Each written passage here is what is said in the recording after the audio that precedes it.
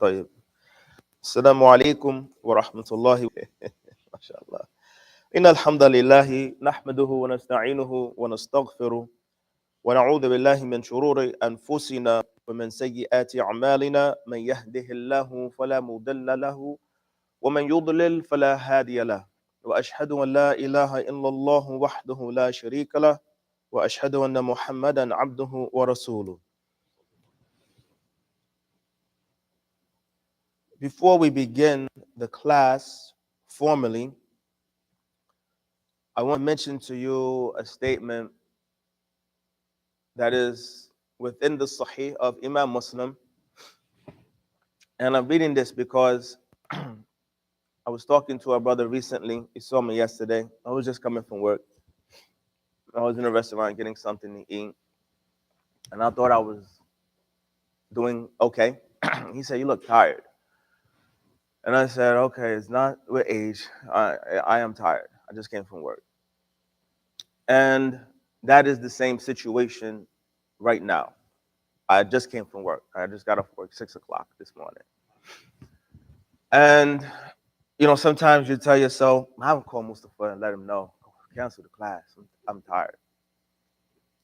And it reminded me of a statement that I noticed from Sheikh Muhammad ibn Adam in his explanation of Sahih Muslim.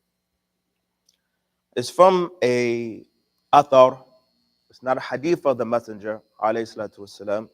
You can use the term hadith for other than the Messenger, alayhi salatu wasalam. But we will mention more properly, it is an athar, this is a narration.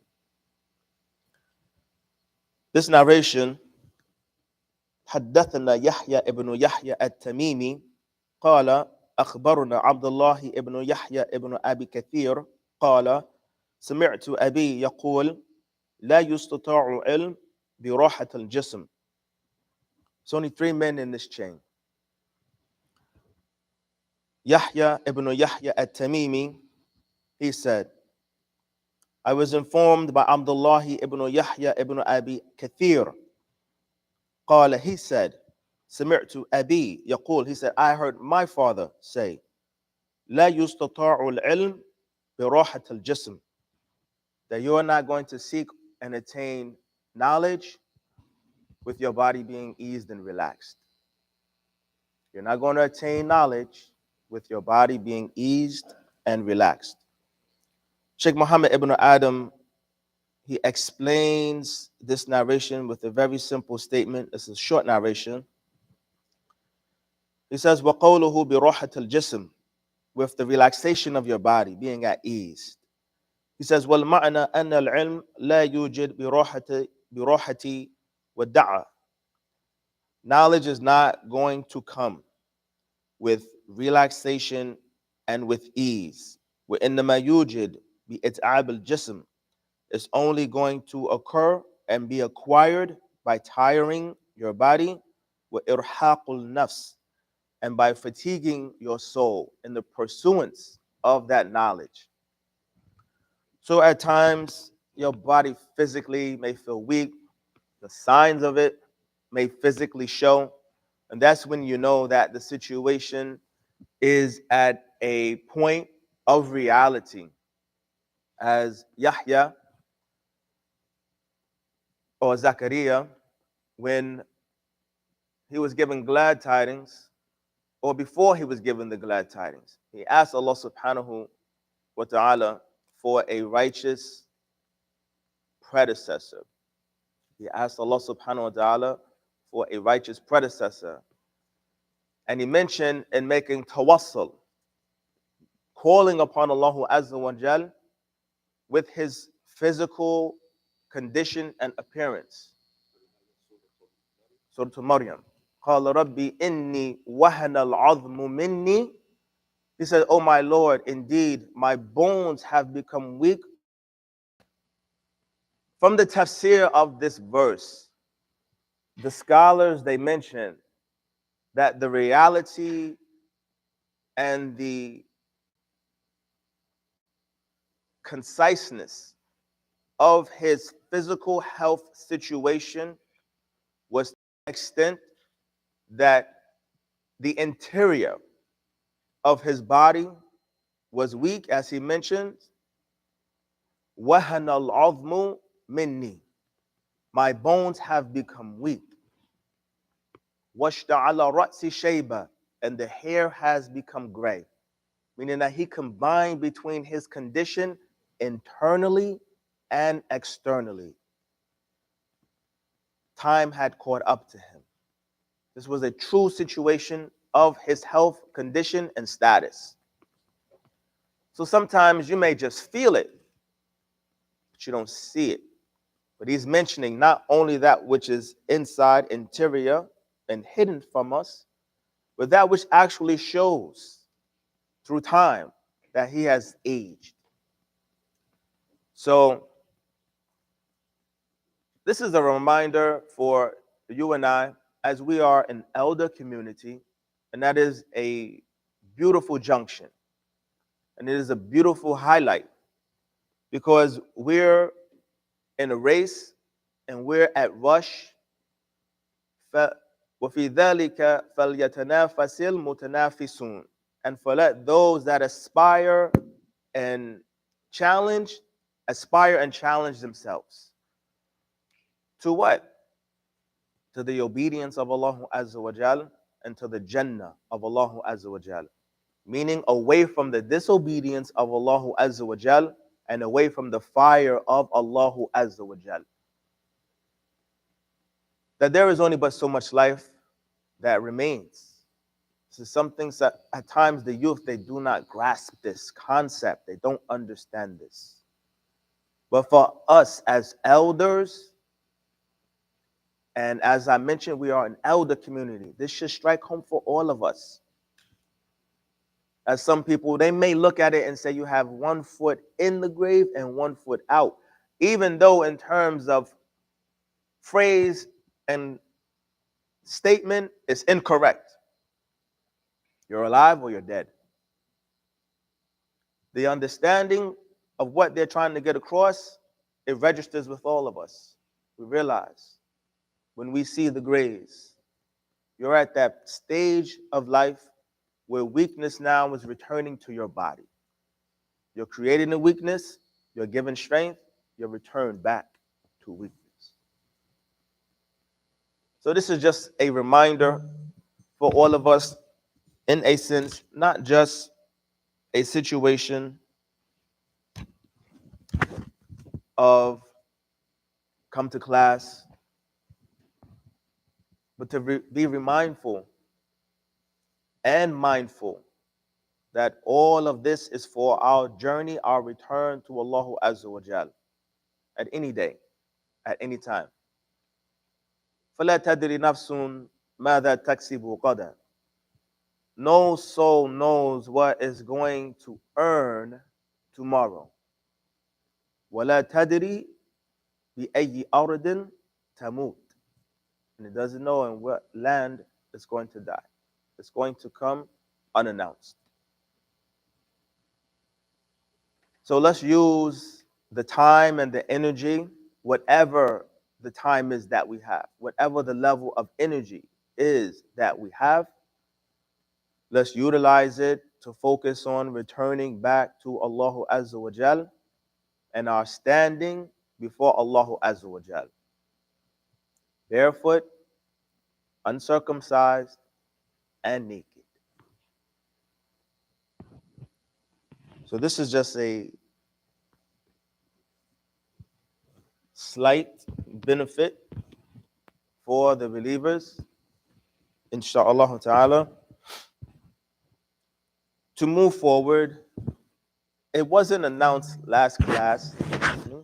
My daughter.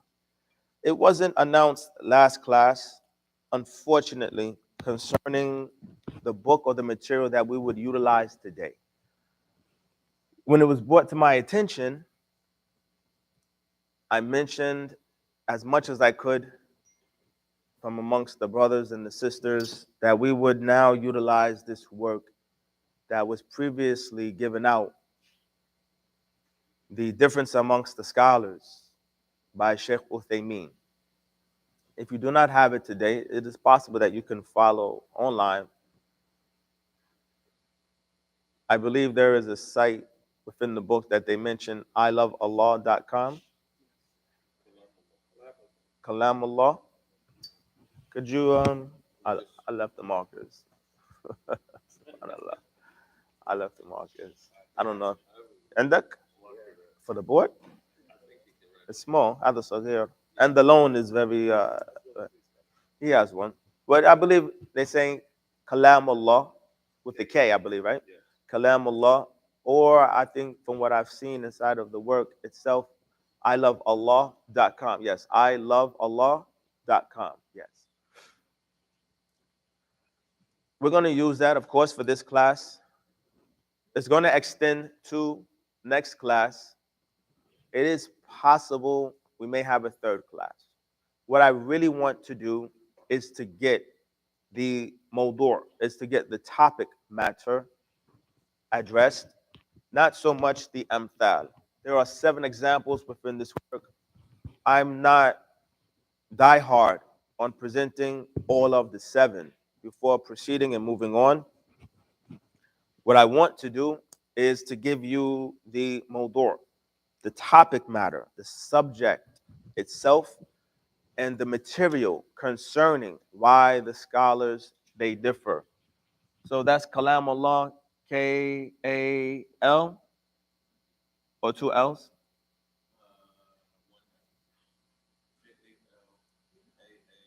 Oh, A-A. Okay, let me do this. Uh-huh. MULLAH.org.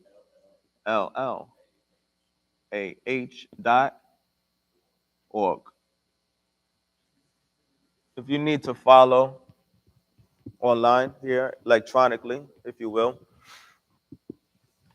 or for the next class, if we're able to get some for the next class, I'll bring some. Inshallah, our distributor wasn't able to get any at last minute notice.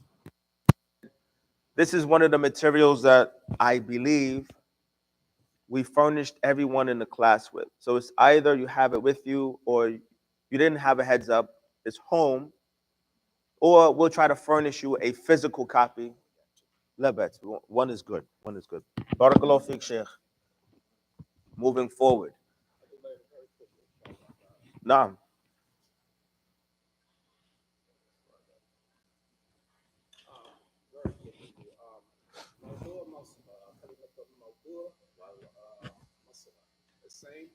Masla? Mas'ala? Naam. Synonyms to one another, if you would say. Naam. In terms of fiqh, mas'ala is more specific, if you would say. Kitab, bab, inside of it, mas'ala, and fasl or fusul. Mas'ala in mufrad, masail is jam. So you have kitab, kitab al-salat. Bab al-mawaqit, chapter of the time frames. Mas'ala, a topic that comes up under the affair of the time frames. Fasl, a division of what takes place inside of that book. But mawdu', if you would say, is just a general. What's the mawdu'? What's the topic of the talk? As-salat. What's the mawdu'? As-zakat. What's the mawdu'? At-tawheed wal-aqeedah. وهكذا. We use both of them interchangeably, loosely, for the affair of this is the subject matter, if you would say. Naam wa jazak.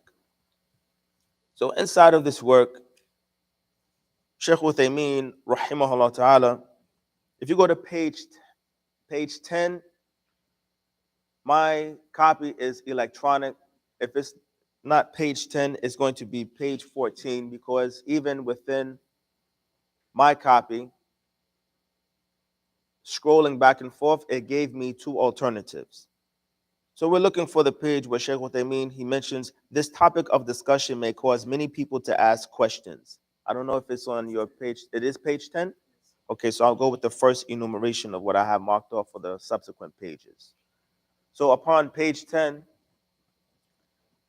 Shaykh Uthaymeen, rahimahullah ta'ala, he says, this topic of discussion may cause many people to ask questions. Some may even query, why this topic and this title, when there could well exist other matters of the religion which are more important? But this topic, especially in this time of ours, occupies the minds of many people. I do not only imply the common people, but include amongst them students of knowledge. This has arisen as a result of an increase in the dispersion of legal rulings amidst the people via the many forms of media. Consequently, the differences between the rulings of this person and that person have become a source of confusion, or even more so, a source of doubt to many people, especially the layman who does not comprehend the origin of the differences. I'm going to stop there. I want to go back to something mentioned inside of the statement of the Sheikh. He says, consequently, the differences between the rulings of this person and that person. It may seem nonchalant or inconspicuous, but out of all the differences that have taken place amongst the scholars, past or present, you see that Shaykh Uthaymeen, rahimahullah ta'ala, is not highlighting any particular difference that he has with any other scholar, or any scholar that has a difference with another scholar. He's kept it vague. This is a very important point, where in this situation, Shaykh Uthaymeen, rahimahullah ta'ala, he's not using this platform as a means of revenge. He's not utilizing it as a means of a refutation against an individual that you have a difference with, knowledge-based wise. Shaykh Uthaymeen, rahimahullah ta'ala, is giving the situation just in general, that you will see at times that this person and that person, they may differ. The individuals are not what is important. In this situation, what is important is what is the difference amongst the individuals, not who are the individuals that differ. This is why I'm highlighting this. This is very important. This plays into some of the trials and dilemmas that we may have faced or we are facing. Deal with the subject matter and not the individual, because the individual may change day by day by day. You don't want to be like a dog chasing its own tail. We want to chase the subject matter. What is the actual issue of difference concerning purification, concerning the salat, concerning fasting, concerning zakat, concerning hajj, concerning marriage, concerning divorce? Like we mentioned in the talk, Umar ibn Khattab radiallahu ta'ala anhu, when it came to dua, he said, I'm not concerned with ijabah. I'm not concerned with the answering of my dua. And that might strike a person that's strange. Like, this is why you're doing it, because you want to be answered. He said, I'm not concerned with the answer of my dua. He said, I'm concerned with the call itself, my dua. Because Allah subhanahu wa ta'ala has promised ijabah. It's not your affair. That's with Allah Azza wa Jal. So what do you do as a servant? I focus on my call to make sure that I'm calling on Allah Azza wa Jal. I'm making sure that I'm positive, I'm confident Allah is going to answer me, as is part of the etiquette of your dua. I'm making sure that I'm not doing anything that would hinder my dua. These are the things I'm focusing on. What revolves around my call, my dua. As far as it being answered, because a lot of us, we jump ahead and we say, I'm waiting for the answer. I'm waiting for the response. I'm waiting for it to be granted. That's with Allah Azza wa Jal.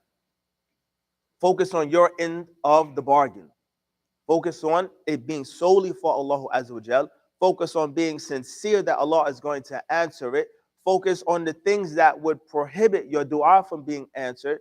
Focus on the etiquette of the dua to beautify, to accentuate your call on Allah Azza wa Jal. So when we deal with this topic matter, the thing that is important, we're looking at the difference that might take place if it's between this one and that one. And we're not saying between Abdullah and Zayd. Leave the individuals, leave the identities alone. Leave them obscure, leave them vague. Deal with the topic matter. As this is the minhaj of the ulama. Unless it's a situation that warrants now, we have to highlight and mention this particular individual because of the danger.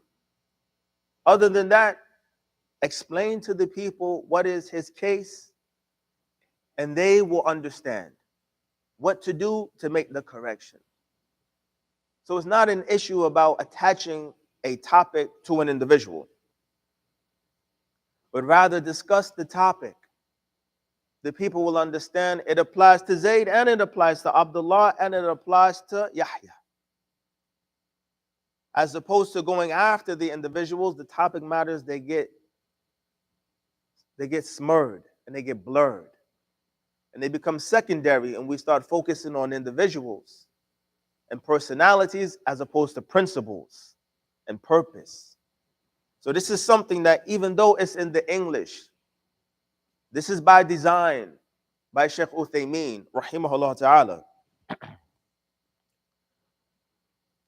He mentions, continuing by saying, especially the layman who does not comprehend the origins of the differences.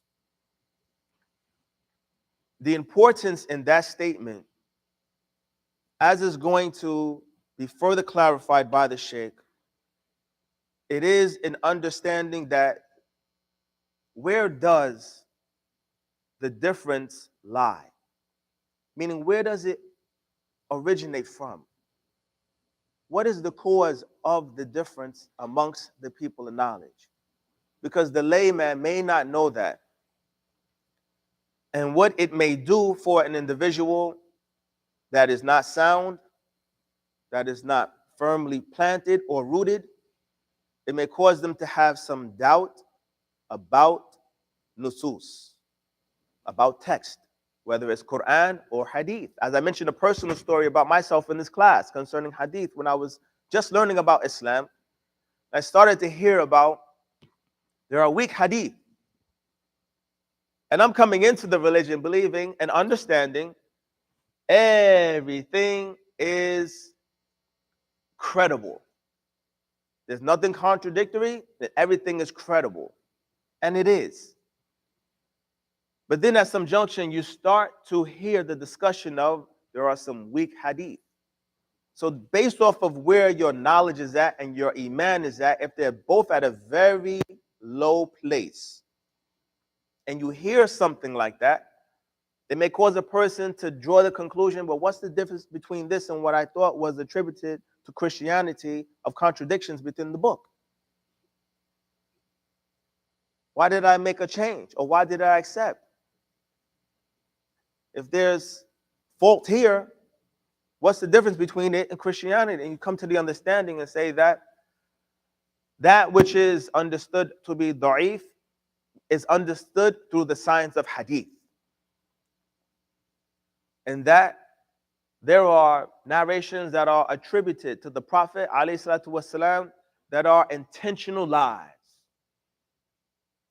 And then as a science, it's designed to weed out individuals who by nature as humans make mistakes in what they narrate. It has nothing to do with Islam. But if your knowledge isn't there, because when I heard that, I said, okay, I'm not leaving the religion. I said, I'm going to default. I'm only taking Hadith Qudsi. Allah don't lie. And now do you see what I did at that time, trying to secure myself and safeguard myself from what I thought was contradicting? I was actually going further into error.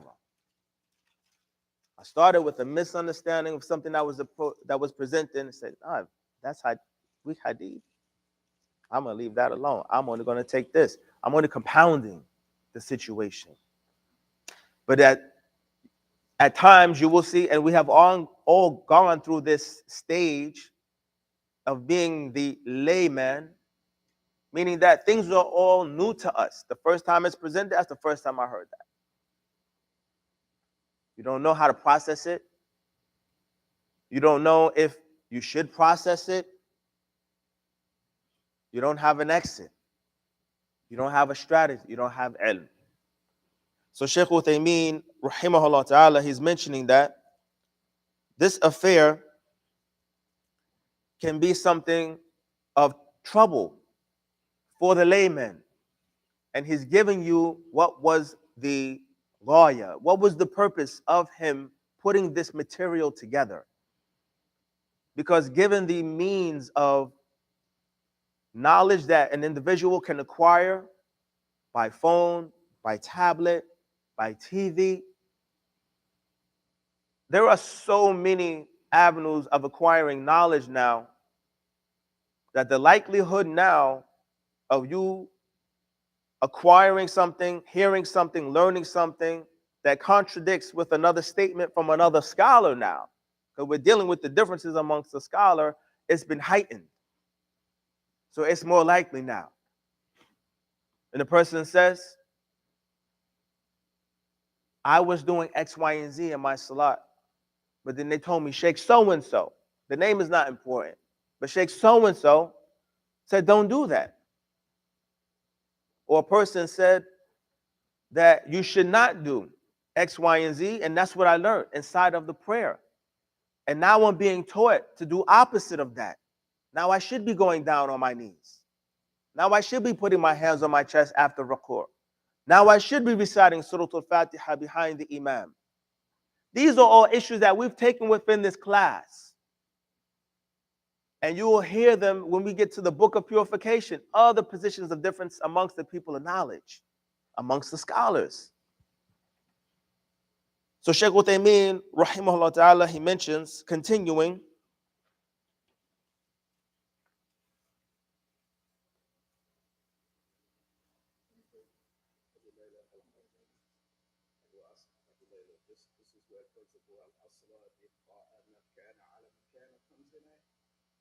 in terms of what you just mentioned about the foundation of things are left as they are unless some further knowledge is presented. Yes, but this is the case when it is established. For the layman that doesn't have the knowledge and he doesn't have the awareness of that qa'idah to settle his knowledge, he's in la la land, he's in limbo. He says, I don't know whether I should move or stop. I don't know whether to go backwards or to move forward. The person that has knowledge and says, I know that I've performed my wudu, and I'm not sure that I've broken my wudu. But as the brother, he mentioned, the qa'idah, al-aslu, baqa'u ma kana ala ma kana. The basis and the foundation of affairs are that they are left as is until. So if you knew that you performed wudu, you leave it as such until you know something changes it. And it would be the same case if you knew that you nullified your wudu. It will stay as is until you know that you have performed purification. But that is for the individual that has knowledge and understands that qa'idah, that principle, and understands how to manage between the two. But for a person that is a layman, as Mufti Muhammad Munir, he mentioned, the 9 to 5 Muslim. Not that you start your Islam at 9 in the day, whether it's morning or night, and you turn it off at 5. You just say, I'm the average Muslim. I'm just moving around like everyone else in this religion. There's nothing distinctive about my religion from yours. I'm just the 9 to 5 Muslim. I'm the average person. The average person walking around America looks like a resident of America. Doesn't look like a visitor or a stranger. In Islam, he's saying the 9 to 5 Muslim I'm the average Muslim. There's nothing distinctive about my knowledge or my practice. I'm just within the realm. I'm just the average John Doe. I have a job, I have a religion, I have a faith, I have a practice. There's nothing distinguishable about it. I'm just 9 to 5. So with the individual that's 9 to 5, Sheikh Uthaymeen, rahmatullahi, he's mentioning that with the source of all the avenues, avenues of where an individual can receive knowledge now, through his phone, the smartphone, through the tablet, through the television, through other individuals that are now around him, it's heightened the chance that there's going to arise some confusion. All I understood at one junction was the statement of Sheikh bin Baz. Now I'm hearing about the statement of Sheikh Mukbil. Now I'm hearing about the statement of Sheikh Al-Albani. Now I'm hearing about the statement of Sheikh Fulan wa Fulan. And you say, I don't know which of these individuals is correct. When you only have one statement, it seems like it's gold. It seems like there's nothing else, and this is the way. When something else arises and it challenges the malakhas of what this work is supposed to do, it's supposed to give you the understanding of why that difference even exists and the position that you should take to navigate through it. That is the purpose of this work of Sheikh Uthaymeen. Two beautiful benefits. And there are other benefits within the work, but two beautiful benefits. To settle the understanding of the individuals. Why are there differences amongst the scholars? It has nothing to do with whether Islam is credible, sound, or the truth. For one. Secondly, amongst that differing, what do I do? How do I navigate? How do I get out of it? Because it's confusing. And the confusion and the doubt can have an individual so unsettled, it disturbs their ibadah, it could disturb the asl of their deen, which is their iman. Meaning, it can have a person start to doubt whether Islam is the truth or not.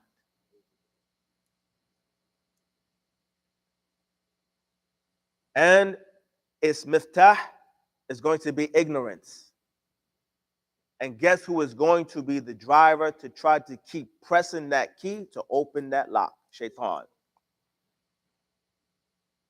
This is why we mention for the individuals that don't have knowledge, despite you feel great about your religion and you love Allah Azza wa Jal and you want to die on Islam, that calling to the deen may not be for you if you don't have knowledge, because if you run up against the wrong individual, they will shake the foundation of your deen itself. The Prophet ﷺ, he sent Mu'adh ibn Jabal to Yemen. He was a learned companion. There were companions that were not on the level of Mu'adh. For example, the desert Arab was a companion of the Messenger ﷺ, who came in his very masjid and urinated in a corner of his masjid. He's not suited for da'wah. He does not know the ahkam of the masjid itself. Everyone is not suited for everything. So an individual that might be weak in knowledge, weak in iman, and hears some of these affairs that may not only be with some of the issues of ahkam, may hear some issues, is the trumpet blown 2 or 3 times? And we're not going to get too heavy into the affair of aqidah and difference in that particular chapter, because some people, they will be online right after this class and saying that Abu Layla said there's difference in aqidah and there's a time for that discussion. And inshallah, there will be that discussion. There has been that discussion. I will not be the first person that, if it is had, that will be talking about X, Y, and Z. But is the trumpet blown 2 or 3 times? Did the Prophet ﷺ see Allah Azza wa Jal or not? There are a host of affairs that deal with the affair of aqidah that there's varying positions. And that an individual says, well, when we're dealing with aqeedah now, it's not the asl, it's not the foundation of the deen. We're not talking about tawheed of Allah, difference amongst the tawheed of Allah. We're talking about masail. Is the trumpet blown 2 or 3 times? This is aqeedah. It's not concise. That is one position. There are affairs that if an individual is not certain of, the wrong conversation could be dangerous for them. And this is why we mentioned in addition, a person may say, I love Islam. Islam is the truth. I want to die on Islam. That fortune teller that thinks she knows the future, we're going to have it out today. I'm going to say, okay, this conversation is not for everybody. Some people have to bypass that conversation. Not because they have falsehood and that's the truth, but because the level of the conversation may shake your foundation. If they bring some shubuhat to you, if you're not firmly grounded. So, going to this, inshallah ta'ala, Shaykh Uthaymeen, rahimahullah ta'ala, he's mentioning that this is a ghaya. This is the purpose behind this particular work that he has chosen to discuss. Upon page 11, he continues and he says, due to this, I decided, and from Allah I seek aid, and to discuss this issue, which is, in my opinion, of great importance to the Muslims.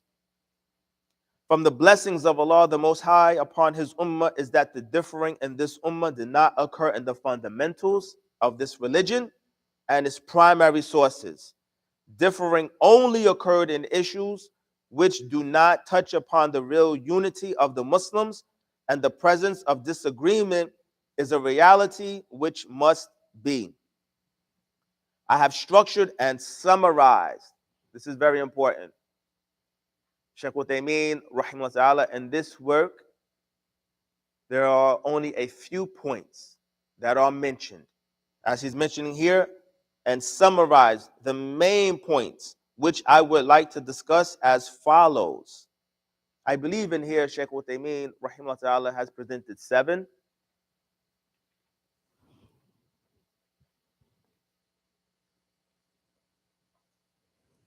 Seven altogether.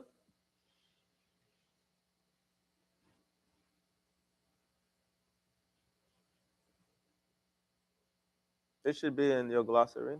I don't want to scroll off my page or your index. It's 7. Now, Shaykh al-Islam Ibn Taymiyyah, if you go to the Majmu' al-Fatawa, there is what is entitled as Raf'ul Malam an A'immat al-Islam, raising and removing the blame or the fault that is ascribed to the astounding scholars or the astounding imams. Raf'ul Malam an A'immat al-Islam, raising the blame or fault off of the A'immat al-Islam, the imams or the leaders of Islam, our scholars. As individuals may point and find some fault or critique with some of the scholars based off of positions that they have taken. A person that says, why does Imam Malik say that there is no legitimacy for fasting the recommended days after the month of Ramadan? And the udhr, the excuse that is given to him, because we know that it is established by hadith to fast. The narration never reached him. As if we deal with it and we get to it, the 7th reason or cause within this work, Salatul Tasbih. We're probably going to start with that one first. Salatul Tasbih. you'll see that some of the people of knowledge, they mention the narration never reached Imam Ash-Shafi'i, Imam Malik, and Abu Hanifa. They have no position on it. They say the reason is because it never reached them. And they use that as part of the discussion that it's not authenticated. It's not sound. But it is an affair of ikhtilaf. Shaykh Uthaymeen, he says, during his lifetime, meaning the Prophet, the people used to refer directly to him when in dispute. So he would judge between them and make plain the truth, regardless of whether the dispute occurred in connection to the Quran or in matters of which their judgments had not yet been revealed. Thereupon, verses would be revealed concerned clarifying the issue. This is important. It's a sidebar, but Sheikh Uthaymeen, rahimahullah ta'ala, is addressing it and he's discussing it. It's coming amidst his talk on the difference amongst the scholars. The companions would go to the Prophet, alayhi salatu wasalam, and they would bring their disputes over that which was in connection to the Quran. This opens up the door from the tafsir, usul tafsir, the foundations of giving explanation to the Quran.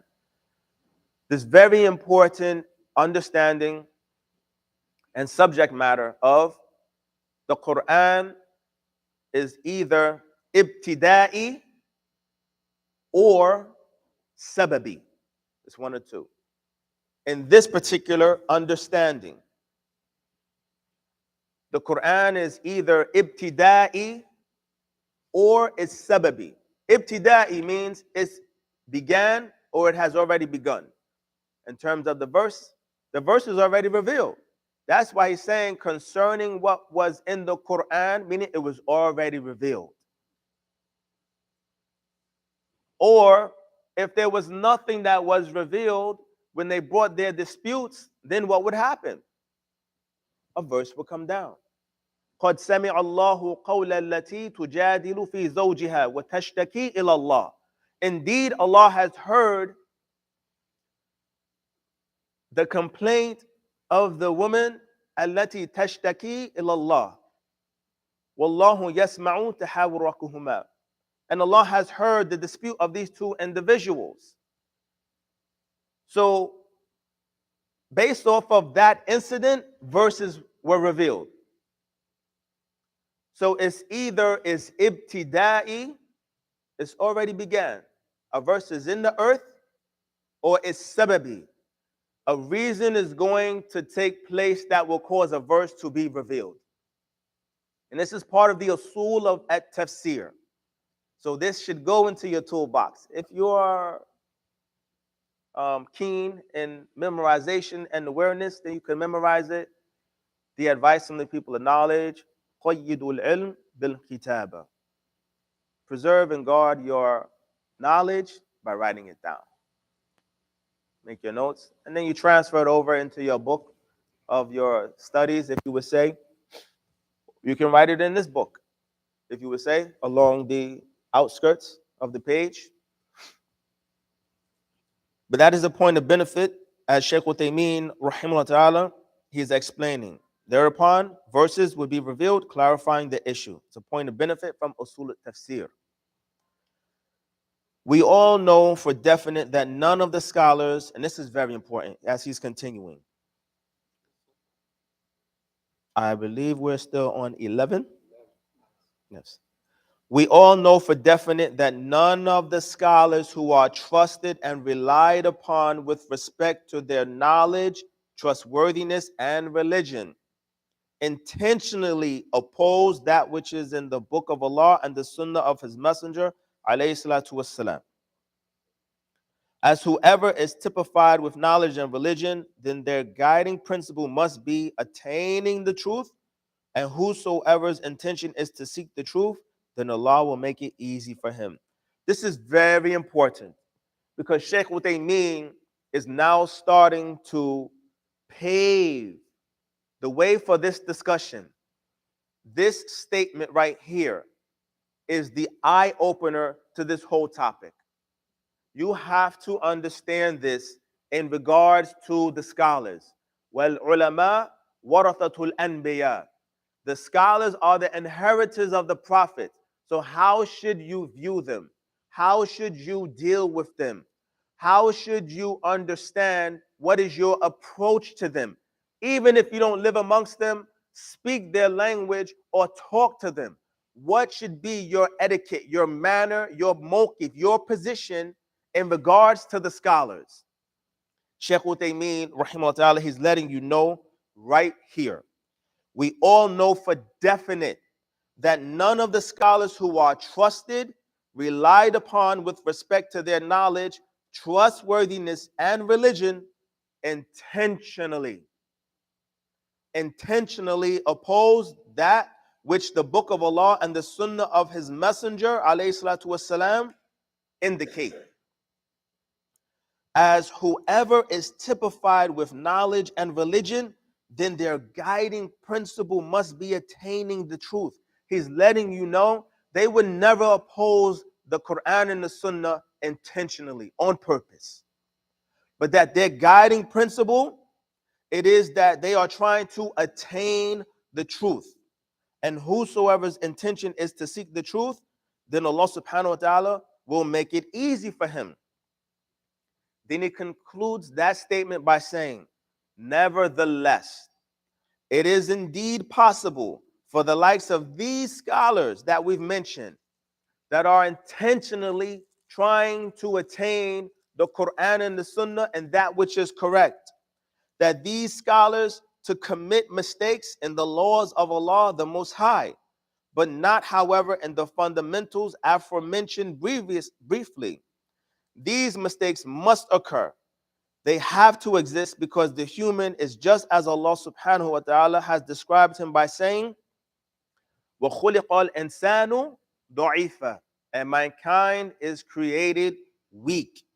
And mankind is created weak. This statement right here from Sheikh Uthaymeen, if you didn't read the rest of the book and you didn't know some of the examples and you didn't know what was your outing from the difference, you would understand not only what is the purpose of Sheikh Uthaymeen writing this work, but what is the understanding that the layman and every Muslim should have regarding the scholars, regardless of what scholar it is, regardless of what is the subject matter that the scholar is known for. It's not the issue. Sheikh Uthaymeen, rahimahullah ta'ala, he's mentioning here, it is what we all know for definite that none of the scholars who are trusted and relied upon with respect to their knowledge, trustworthiness, and religion intentionally oppose that which the Book of Allah and the Sunnah of His Messenger indicate. Whatever difference takes place amongst the scholars, whatever difference takes place amongst the scholar and the Quran and the Sunnah, know that if this scholar had deen, he was trustworthy, and he had knowledge, he was trying to seek and attain the truth. He would never intentionally oppose the Quran or the Sunnah. He would never intentionally oppose another scholar that is upholding the Quran and the Sunnah intentionally, but rather the nature of mankind, وَخُلِقَ الْإِنسَانُ ضَعِيفًا, that mankind is created weak, he's naturally going to err and make mistakes. He is naturally going to err and make mistakes. What is going to follow are going to be examples of those mistakes. So when a person says, looking at the situation, you made a mistake. Yes, it's an innocent mistake. It's not an intentional, egregious mistake that the individual has made. An example, an individual is praying without purification. It's a khata. The individual says, I didn't know I didn't have wudu. What is my case? Go and make wudu and go and repeat your prayer. Praying in that situation without wudu is invalid and it's not accepted. So you have to repeat the wudu and you have to repeat the prayer. To pray without wudu, and the individual understands that he's no longer upon wudu. You started upon purification, you lost your wudu. And you're continuing to pray. This is a grave error. And the person said, well, I felt embarrassed to leave. That's an error. But this is the severe error. This is not like the person that said, I didn't even know I was praying and I didn't have wudu. I forgot to make wudu. لا يكلف الله نفسا إلا وسعها. ربنا لا تؤاخذنا إن نسينا أو أخطأنا قد فعلت. Allah subhanahu wa ta'ala mentioned concerning the verse, when the servants, they supplicate to Allah Azza wa Jal, oh our Lord, don't take us to account if we forget or if we make an error. Allah Azza wa Jal has said, قد فعلت. Certainly I have done so. You pray without wudu. Prayer without wudu is not acceptable. To do it unintentionally as a mistake, not knowing, is overlooked. But the obligation still remains. So we tell them, go back and perform your wudu and come back and pray again. But standing for prayer with wudu, then knowing that you have lost wudu and feeling embarrassed in front of the people, and the person, he says afterwards, he says, I made a mistake. We say, you made a big mistake. We're not going to beat you down. But this is a serious situation. Do you understand? When you did that, do you understand the door that you opened up? It's not like the door that was opened up by this person. They opened it up. They didn't know. We pulled them back. This situation that you opened, you continue to go through it, and you knew. That's a different case. That's a different discussion. So Sheikh Uthaymeen, rahimahullah, he's mentioning that there is no scholar that is known for his deen, his knowledge, and his trustworthiness that he will intentionally oppose the Quran and the Sunnah. Page 15? There's something with my work is electronic, and it gives me two alternatives. It must skip now with mine.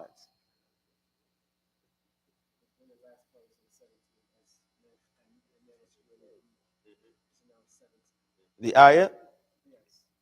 Tayyib. So Shaykh Uthaymeen, concluding upon 17, insha'Allah ta'ala, he says, man is weak in his knowledge and perception, and he is weak in his understanding and comprehension. As a result, mistakes will emanate from him in some matters. This is very important that you understand. Shaykh Uthaymeen, rahimahullah ta'ala, is giving you two other avenues and options, if you would say, of where the error of the individual now starts to emanate from. Man is weak in his knowledge and perception, and he is weak in his understanding and comprehension. The ilm, the knowledge is ilm. The understanding is fahm. Aside from this work, Shaykh Uthaymeen has discussed this in more detail. That when you find an individual is not able to make harmony between texts that are conflicting with one another. He says, this hadith says that your wudu is not broken if you touch yourself. It's just a piece of your body. Then the other one is mentioning that the wudu is lost. How do I make harmony between these narrations?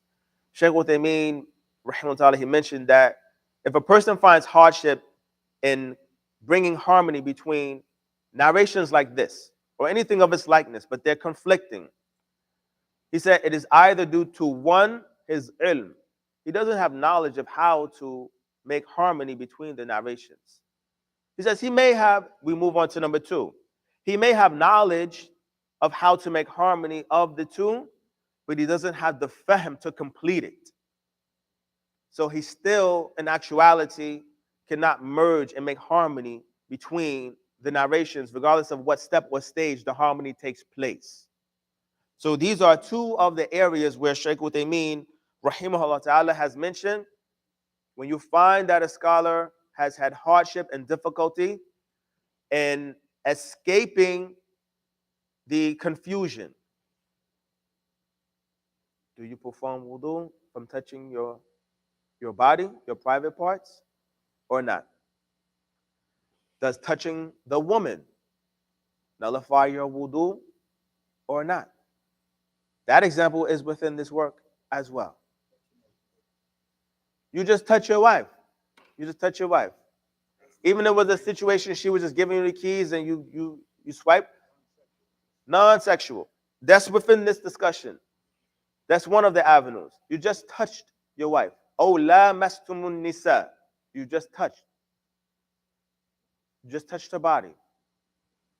Or you touch her, but it's with sexual desire. It's a hug or it's a kiss. Or it's actual intimacy. It's actual intimacy in terms of penetration, we would say. As there are narrations when we get to the book of purification, there's so much benefit that comes with the book of purification. And I'm trying to knock all of these issues out because once we get into it, we're not going to turn back. And I've been down this avenue before. It's going to be lengthy. It's not for the faint-hearted. It's not for the weak. Once you're in it, we're not going to backtrack.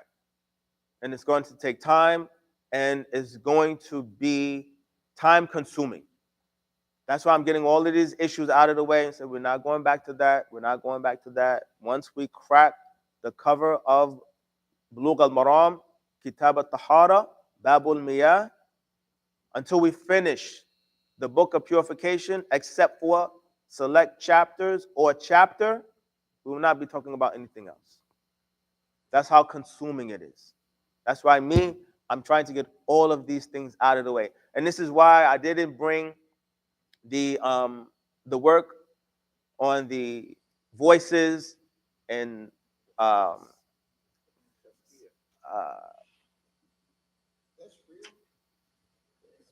I have the 2-volume book, akhi.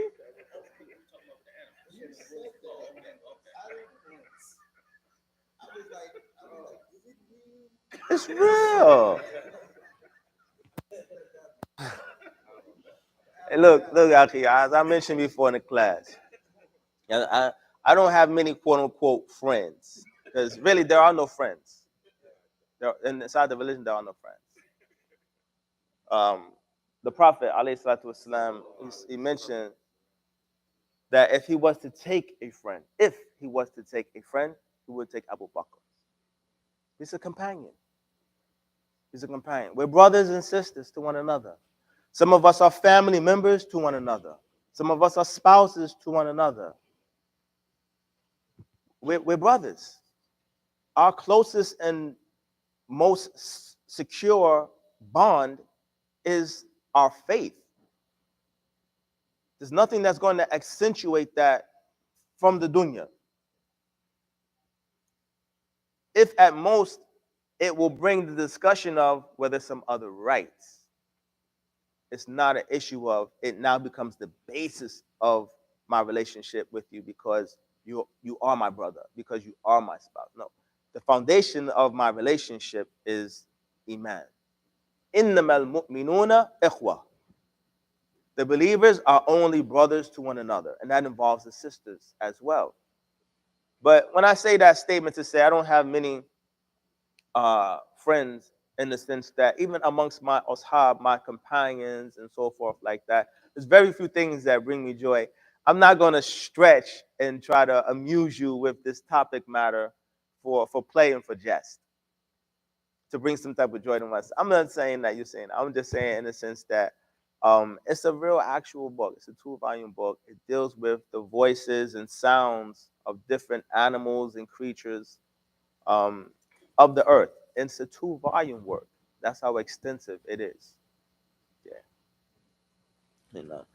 But I've been so busy in preparation for the book of purification that it has taken me away from that, and even the narration of the animals that you are advised to kill and the animals that you are advised to keep alive and so forth. in the presentation, even if you found it online, in the presentation of the narration itself, there's other benefit and fawaid, if you would say. So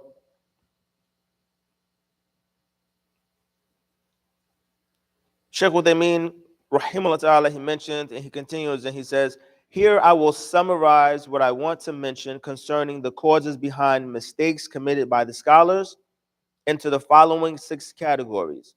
Although the publishers, if we would say of this work, they mentioned that one of the categories or topics that the Sheikh mentioned was 2. So they split it, which is why Sheikh Uthaymeen says 6, but the book presents you with 7. That's within their footnotes. At the same time, for sake of being balanced and safe with myself, some of the footnote and wordings of what is presented, I have abstained away from. I'm not telling you to abstain away from it. I'm not telling you that there's problem inside of it. But for me, and لِكُلِّ مَقَامٍ مَقَالٍ, for every situation there's something to be said. I'm going to go with the statement of the Sheikh, not necessarily explained by another individual that I might not even know. I don't know who they are. I'm not telling you to shun them or to stay away from them. But there's, as the book goes on, there's certain details and expressions and explanations that they themselves present that I abstain away from, if you would say, without knowing its validity. It's one thing if you take something from the ulama and you're not sure, you're blind following. It's another situation in the case where you're blind following somebody that you don't know who they are and you don't know if they're capable of guiding you at the same time. I'm just saying, for me, I'm at a junction. I'm not comforted with that. You may take the same position. I don't know what's best. Or you may say, I'm comforted with that because I myself, I don't know. So I have to take all the information that comes to me if it seems like it's a reliable source. And there'll be no critique. There'll be no blame on you for doing so. But for me, this is one of the things that I saw with inside of their footnoting, as Sheikh Uthaymeen, from his statement. He's mentioning 6, but they mentioned that they followed up with the Sheikh and so forth. But they have further spliced one of the topics into 2, which is why you see 7 enumerated, but 6 presented by Sheikh Uthaymeen, rahimahullah ta'ala. We'll give the first one according to the work, and maybe next class we'll do the 7th and come back up. If it's upon page 18 in your work, it is the first cause. Upon page 18, the relevant evidence was known to the scholar who erred in his judgment. This reason is not unique to those who came after the era of the companions, but it includes the companions themselves as well. I will give 2 examples involving the companions for this category. 1. We know, due to the report established in Sahih al-Bukhari and other sources, that when the chief of the believers, Umar ibn Khattab radiyallahu ta'ala anhu, was traveling to Sham, Syria, along to Sham or Syria, along the way, someone mentioned to him that a plague had broken out there. So he stopped and started to seek counsel from the companions. He counseled both the Muhajirun and the Ansar. The Muhajirun were the companions that migrated and left Mecca to go towards Medina. The Ansar were the companions that were in Medina. So those that left Mecca are referred to as the Muhajirun because they made hijrah. If you hear inside of the word Muhajirun, hajara is from hijrah. So these are the individuals that made the migration from Mecca to Medina. The ones that are referred to as the Ansar, these are the individuals that were in Medina. They're both companions. The distinguishment between the two are, if you made the migration from Mecca to Medina, you are referred to as the Muhajirun. If you were in Medina, you are referred to as the Ansar, those that help, the helpers. They differed on this issue, which resulted in two opinions. So now you have the companions of the Messenger, alayhi salatu wasalam, in two parties differing with one another. The correct one being that they should not travel to Sham, but return to Medina. During the deliberation and consultation, Abdurrahman ibn Auf, who had been preoccupied and therefore not initially present, he turned up and remarked. He said, I heard, he said, I'm sorry, he said, I have with me some knowledge on this matter. I edited a lot of this material to my tablet. I have with me some knowledge on this matter. I heard the Messenger of Allah sallallahu alaihi wasallam say, if you hear of it, meaning a plague, being in a land, do not go there. And if it breaks out in the land with which you are in, do not leave and flee of it. So this ruling was unknown to the major companions from the Muhajirun and the Ansar until Abdurrahman ibn Auf came and informed them of this hadith. Again, the first cause or the first reason, as being mentioned here, the relevant evidence was not known to the scholar who erred in his judgment.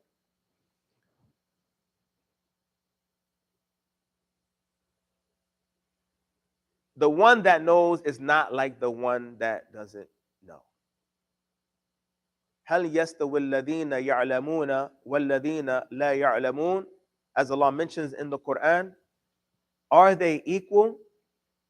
الذين يعلمون, those that know, والذين لا يعلمون, and those that do not know. It's a rhetorical question, if you would say. They are not equal. In this situation, those from the Muhajirun and the Ansar, they did not have knowledge or understanding of this particular matter. Abdurrahman ibn Auf, who did, was not present at the time that their discussion was taking place. When he came and he relayed to them what? His own ra'yi, his own position, his own understanding? No. He had with him a hadith. This is that which is fasil. It is a divider. It is decisive. Quran or Sunnah. He was bringing them something that they were unaware of. And he let them know of the hadith of the Messenger of Allah, sallallahu alaihi wasallam, and thereby they governed themselves with that particular narration.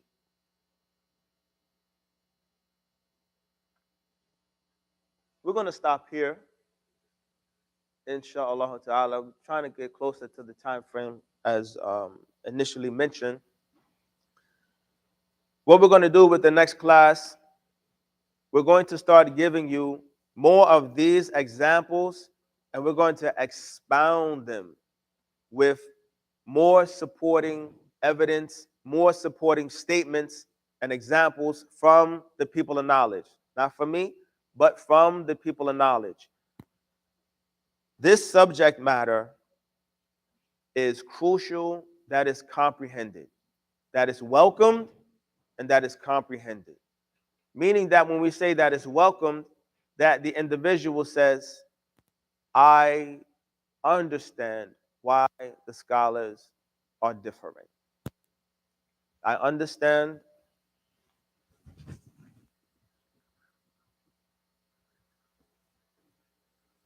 you're open to the discussion.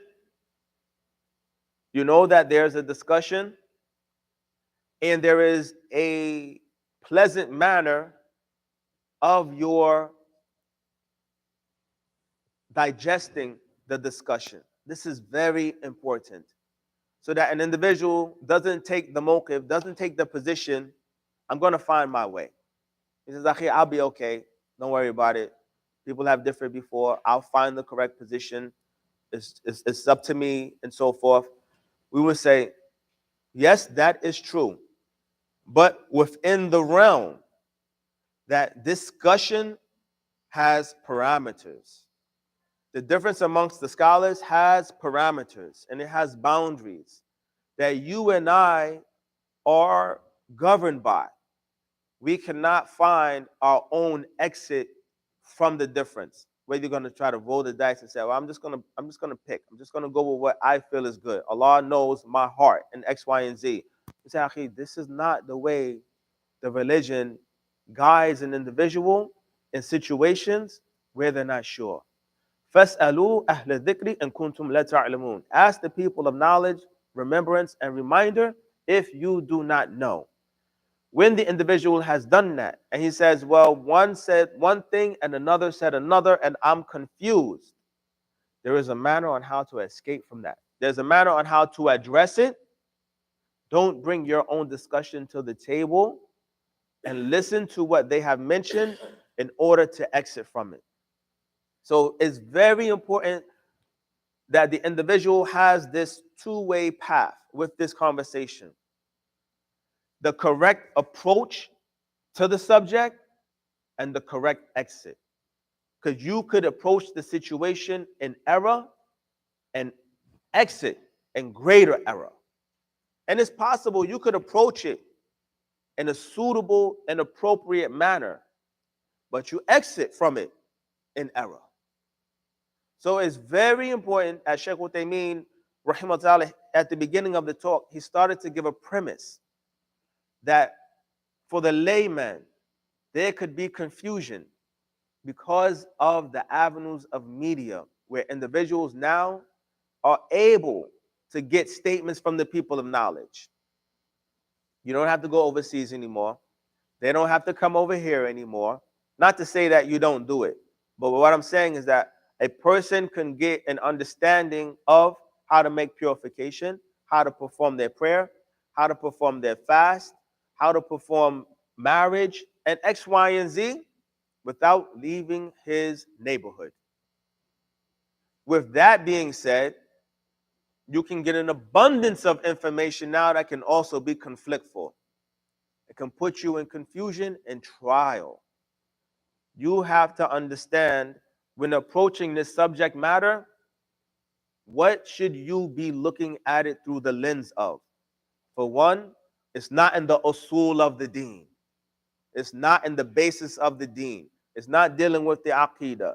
It's not dealing with the oneness of Allahu Azza wa Jal. It's dealing in the subsidiary branches, if you would say. At the same time, the difference that is going to take place and that has taken place amongst the people of knowledge, it is something that these individuals have embarked upon by trying to obtain the Quran and the Sunnah themselves. So seeing the subject matter, that the difference exists, is one lens. Then understanding the differing of these particular individuals, that they were intentionally seeking the truth, the haqq, is another lens. Understanding that even with that being the case, that they are mankind, they are subject to error, is another lens. Seeing the reasons on why they differ is another lens. Once the differing has taken place and it's on your plate, and now you're trying to figure A or B, or A, B, or C, or A, B, C, or D. Some positions get numerous. Now, that is also going to be discussed in very limited detail in this particular work. There are other statements that we will bring, inshallah ta'ala, of what the individual does. So through what lens should you be looking at? What is the course that you ultimately are going to take? Knowing all of these various aspects are on the table. You've welcomed them, you've digested them. Now you have to know how to exit from them in a legislated manner. Not just throwing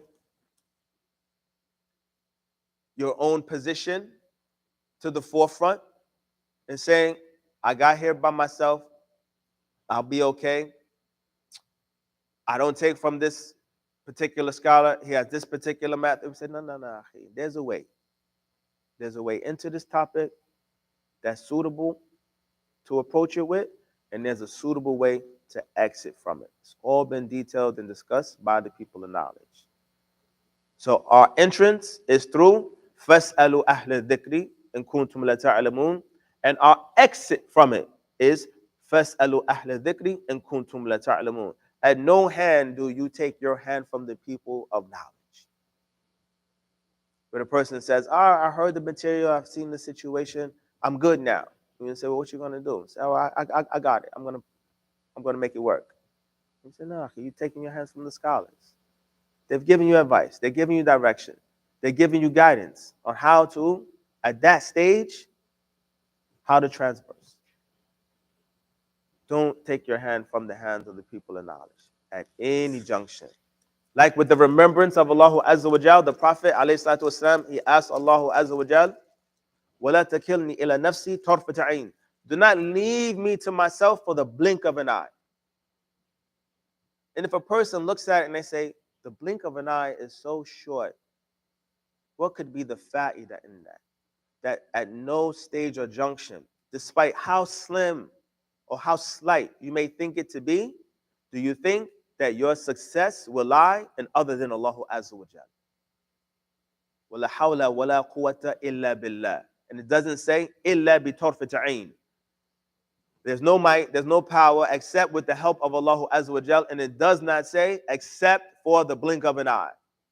At every junction, keep your reliance, your trust, your focus, your devotion, your love, your fear upon Allah Azza wa Jal. And at every stage of knowledge, of learning, of developing, cultivating yourself in this deen, as the Messenger ﷺ is our example and he's gone, al-ulama warathatul anbiya. Don't remove your hand from his hand. This would be like, and this is not to equate that the scholars are the Prophet ﷺ. But if the Prophet ﷺ was alive during our time, would a person say, I spent 20 days with him or so, like Malik ibn Huwayrith. Then I got homesick and I wanted to go home and he sent me home and I said, okay, I'm good now. I'll see you. No, you're just distancing yourself because you're returning to your family.